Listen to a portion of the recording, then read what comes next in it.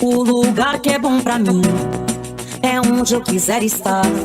A estrela ainda brilha, ela é quem vai me guiar. Ser guerreira é minha sina, batalhando pra vencer. Tenho voz pra ser ouvida, tenho sonhos pra viver. Não vão mais conseguir me anular, me calar. Ninguém vai me impedir de cantar e lutar. Seja em casa, no campo, na rua ou na praça, chega de mordaça, agora eu vou falar. Porque eu sou mulher pra fazer acontecer. Eu sou uma delas, são elas por elas, ocupando os espaços de poder. Porque eu sou mulher pra fazer acontecer. Eu sou uma delas, são elas por elas, ocupando os espaços de poder.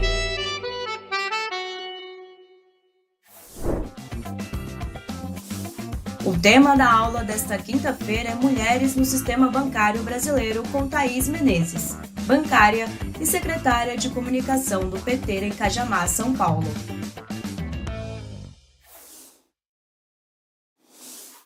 Olá a todas e todos, meu nome é Thaís Menezes, eu sou secretária de comunicação do PT de Cajamar e atuo no sistema financeiro há 14 anos. E o tema da aula de hoje são as mulheres no sistema financeiro. Já é de conhecimento comum que o sistema financeiro é muito lucrativo, não só no Brasil, como no mundo todo. E aqui no Brasil não teve dificuldade alguma de manter seus altos lucros durante, inclusive, a pandemia. Mas para manter esses lucros, nos últimos anos, o sistema financeiro operou uma série de reestruturações internas.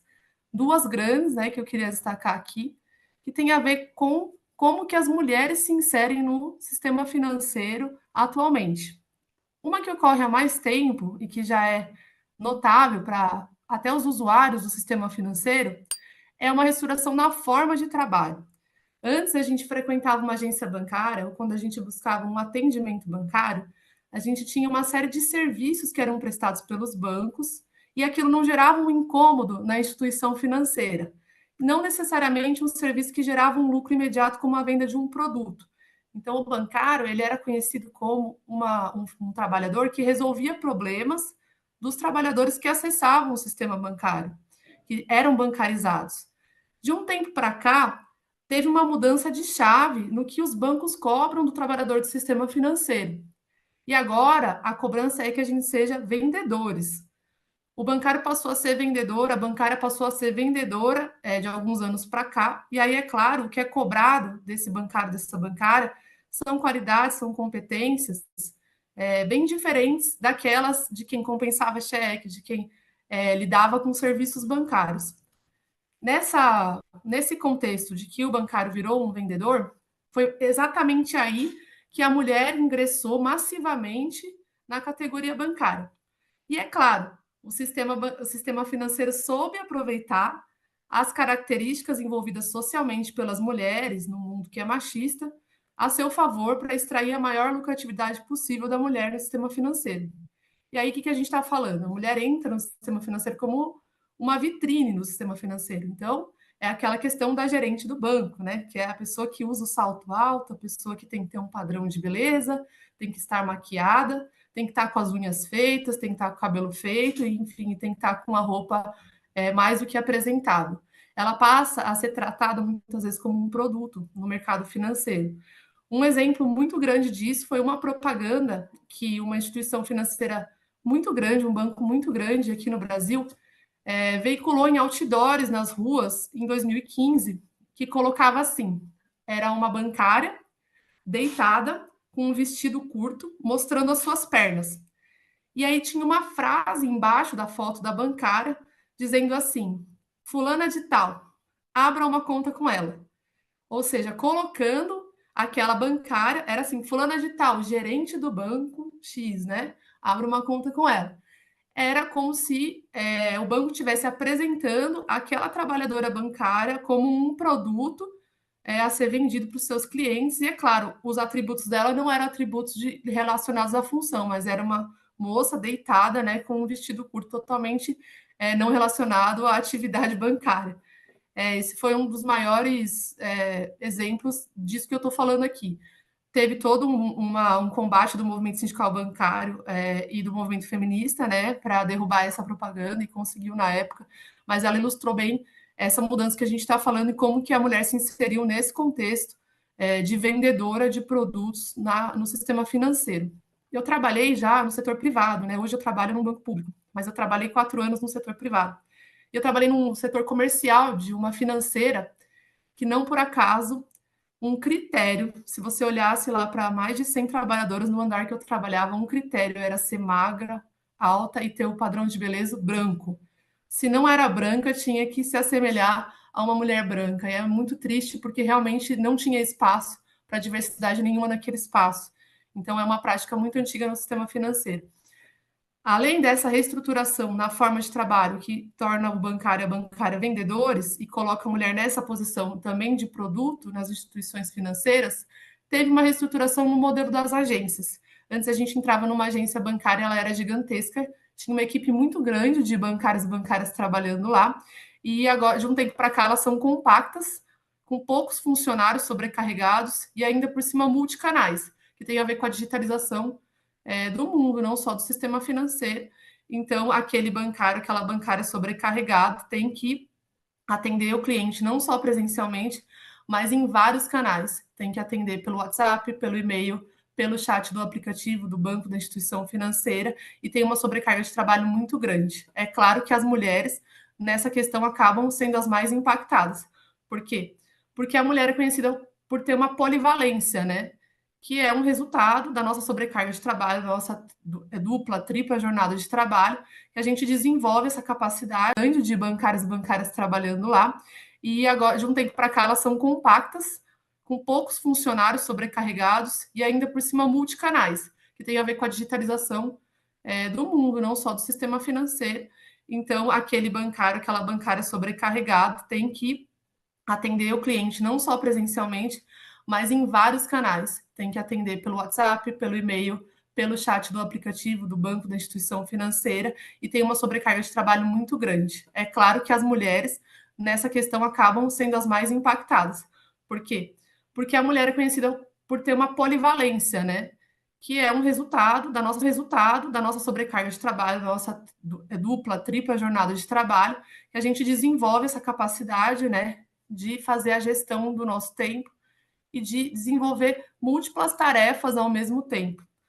Outra coisa, a gente tem paciência, né? A gente é obrigada a ter paciência, né? Pela sociedade machista que a gente vive. E aí, o que acontece é que a força de trabalho feminina é muito atrativa para o sistema financeiro por ter essas qualidades que são mais passíveis de superexploração. Por exemplo, quando entra um cliente nervoso numa agência bancária, mulher que é delegada para ir lá acalmar aquele cliente e ter todo aquele trato que a gente foi obrigada a aprender a ter pela posição que a gente foi colocada historicamente na sociedade e por ter também aprendido no espaço doméstico a qual a gente foi delegado a fazer essa gestão aí de todas as tarefas ao mesmo tempo. Daí, o que acontece é que o maior volume de trabalho nas agências fica, e no sistema financeiro de conjunto, fica para as mulheres, mesmo elas ocupando os postos mais baixos, né? Com os mais baixos salários. Aí a gente tem alguns dados para apresentar sobre essa questão. Em relação à posição das mulheres no mercado financeiro hoje, no sistema financeiro hoje, e a questão, o problema da permanência, né? Até quando que essa mulher vai poder ter como projeto ser uma trabalhadora do sistema financeiro? Hoje, por exemplo, as mulheres são 50% da população e a maioria das pessoas no Brasil com ensino superior completo. Nos bancos, nas fintechs, no mercado financeiro, elas ocupam só 33% dos cargos de liderança e a sua remuneração é 22% menor, em média, a remuneração dos homens. Além disso, se ela estudar mais, essa diferença fica maior. A outra Outro dado aqui importante, se a remuneração é 22% menor da mulher em relação aos homens em média, da mulher negra é 40% menor do que os homens em média. É uma diferença abissal, sem falar a inserção da mulher negra no sistema financeiro, no mercado financeiro, que é muito baixa também. Quando aumenta a escolaridade, a diferença salarial aumenta.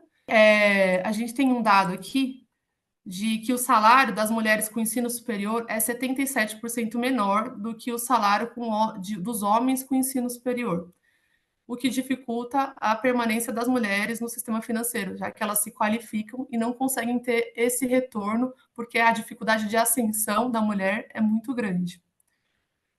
Já em relação também à permanência das mulheres, a gente tem o dado das demissões, que é um dado do DIEESE, da pesquisa de emprego bancário de 2024, bem recente, que fez um estudo do primeiro bimestre de 2024 em relação à demissão de mulheres no sistema na categoria bancária acima de 30 anos.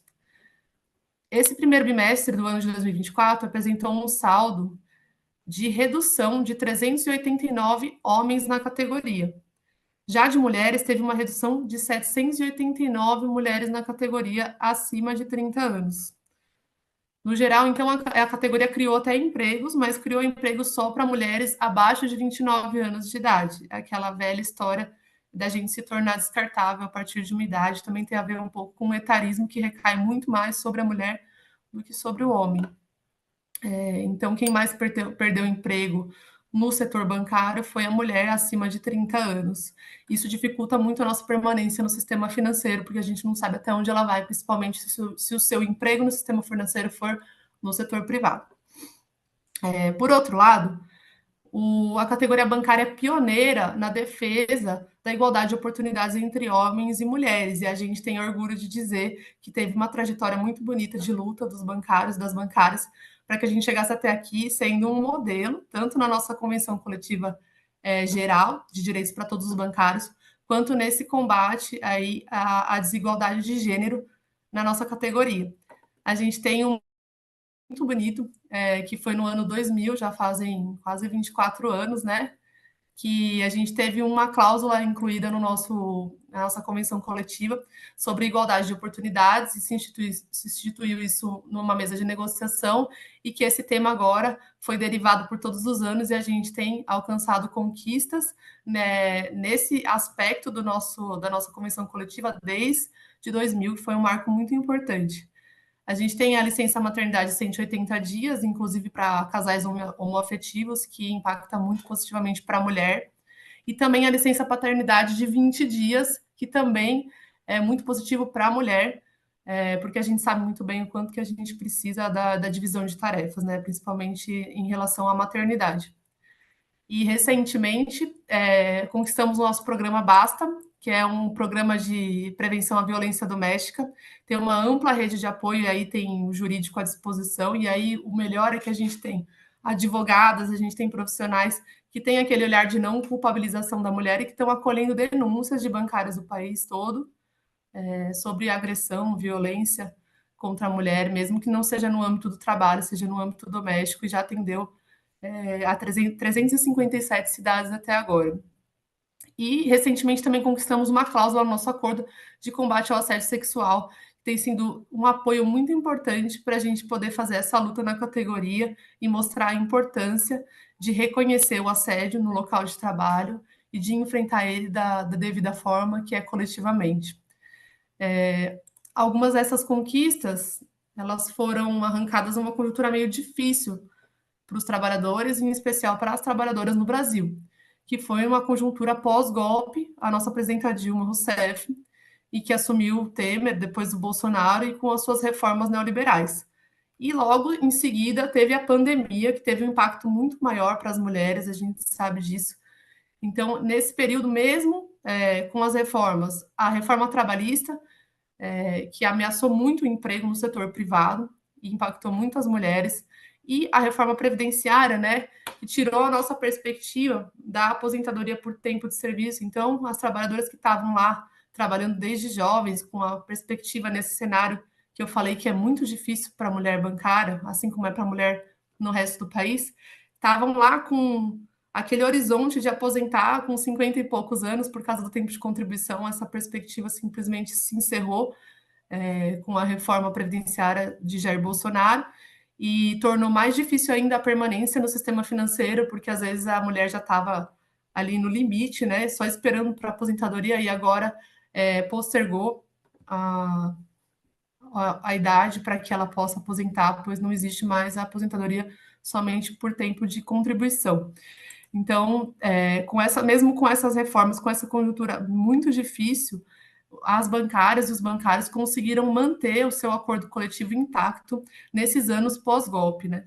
Eu acho que é uma conquista muito importante da categoria e que mostra para o resto do Brasil como as mulheres organizadas, como as categorias organizadas sindicalmente conseguem manter as conquistas mesmo numa conjuntura difícil, com muita luta.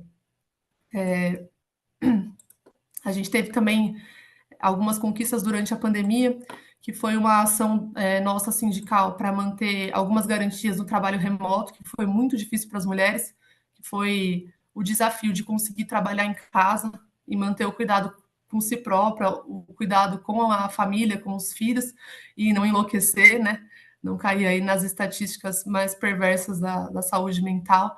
E a atuação da nossa organização sindical e da organização das mulheres bancárias foi muito importante nesse período. Agora, a gente está numa conjuntura diferente, né? Com a volta do governo popular para o poder, com a volta da eleição de Lula, com a retomada mesmo da nossa democracia, a gente tem uma conjuntura totalmente diferente para lutar, não só para manter, como a gente lutou nos últimos anos, para manter essas conquistas das mulheres no sistema financeiro, mas para ampliar. A gente tem uma perspectiva muito melhor para continuar sendo referência na luta em defesa dos direitos das trabalhadoras e avançar ainda mais. A gente pode destacar aqui que assim que o Lula assumiu a presidência e o governo do Partido dos Trabalhadores, a gente já teve vários avanços para as mulheres no Brasil.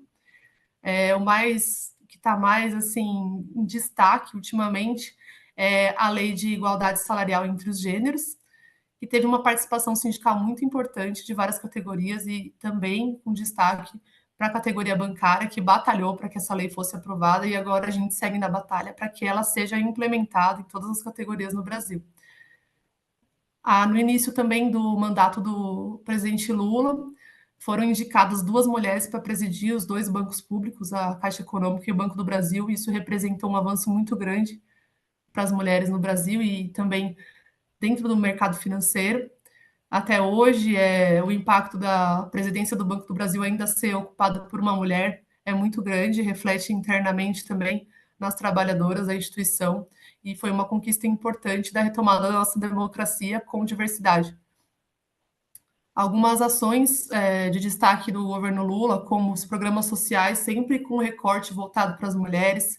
Agora a gente tem um programa de microcrédito com recorte voltado para as mulheres também, a Minha Casa Minha Vida, e alguns canais de denúncia que retornaram agora com a volta do nosso governo ao governo federal, fortalecem muito a mulher na sociedade brasileira de conjunto e fortalecem a nossa luta na categoria bancária por igualdade de gênero. As perspectivas, então, agora para nós são muito melhores, e isso é um pouco do que a gente pode ver do que aconteceu nos últimos anos na nossa categoria, e acho que serve um pouco de modelo para a gente organizar a luta nas nossas categorias por igualdade de oportunidades, por igualdade de gênero, contra a violência contra a mulher e contra o machismo, em qualquer categoria. É isso, pessoal. Isso foi um pouco de como foi a luta das mulheres bancárias até aqui. Nós estamos entrando agora na nossa campanha salarial de 2024. Acabamos de encerrar a nossa conferência, que foi nesse final de semana agora, e já votou várias reivindicações para a gente poder encaminhar numa luta bonita aqui e conseguir conquistar mais direitos no próximo período. É isso, pessoal. Agradeço muito a participação de todos e até a próxima. Na aula de hoje, vimos a importância da luta das mulheres no sistema bancário brasileiro e os direitos conquistados para o fortalecimento da categoria. Fiquem ligadas no Elas por Elas Formação, pois amanhã tem mais. Reveja esta e outras aulas na playlist TV Elas por Elas Formação, no canal da TV PT no YouTube ou em formato de podcast no Spotify.